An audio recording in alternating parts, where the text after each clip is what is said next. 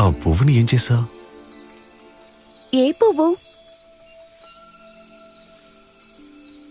మెరిసే నక్షత్రం లాంటి ఎరుపు రంగులో ఉన్న పువ్వు. అదా? ఏం చేసావు? ఎంత ఆతృతగా ఎందుకు అడుగుతున్నారు? నలిపి విసిరేసావా అని తెలుసుకోవడానికి.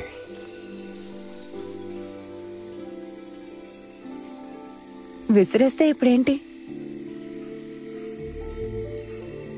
ఏం లేదు, ఎందుకంటే అది నా హృదయం.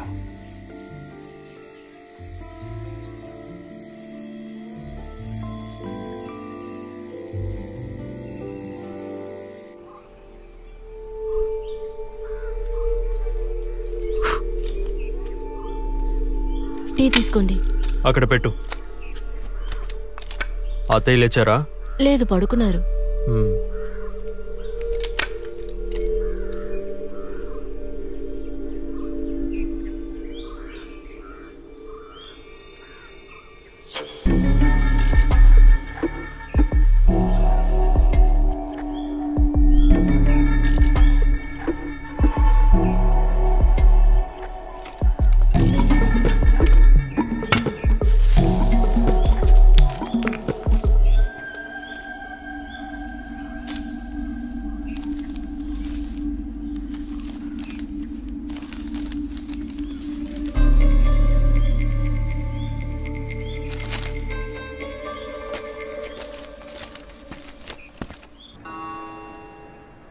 నువ్వు రంగుల ప్రపంచాన్ని పాలించే రాజకుమారివి.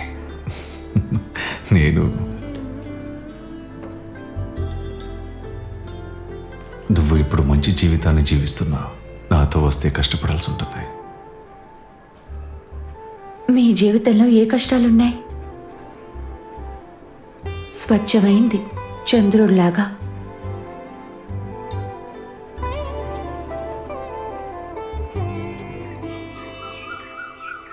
చిన్నమ్మగారు, భార్గవి అమ్మగారు, మీ దగ్గర ఎన్నో బట్టలు ఉన్నాయి, కానీ ఎందుకు కొద్ది రోజులుగా తెల్ల బట్టలు మాత్రమే వేస్తున్నారు? దానికేంటి, తెలుపు బానే ఉంటుంది కదా. అయితే మిగతా బట్టలని ఏం చేయాలి?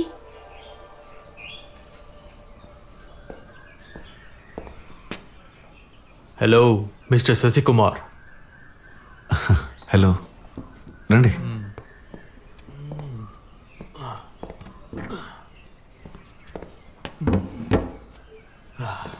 కూర్చోండి. నా పేరు నారాయణ. భార్గవి నాకు మామయ్య కూతురు అవుతుంది. నేను మిమ్మల్ని ఇక్కడ చాలాసార్లు చూసాను. అంతేకాదు, ఒకసారి కాలేజీలో కూడా చూశాను. కాలేజీలో పాటలు డాన్సులు సూపర్గా ఉన్నాయి. ఇక్కడికి రావాలని ముందే అనుకున్నాను. టైం దొరకాలి కదా. కొంచెం టైం దొరికితే చాలు, ఊరంతా పని మీద తిరగాలి, పొలానికి వెళ్ళాలి, అది కాకుండా ఎస్టేట్కి వెళ్ళాలి. సార్, పండ్లని పంపించిన భార్గవి. చాంగ్ చాంగ్ చాంగ్ చాంగ్. నీ నాటకం పేరు బానే ఉందిరా. పళ్ళు ఇచ్చి పంపించిన భార్గవి.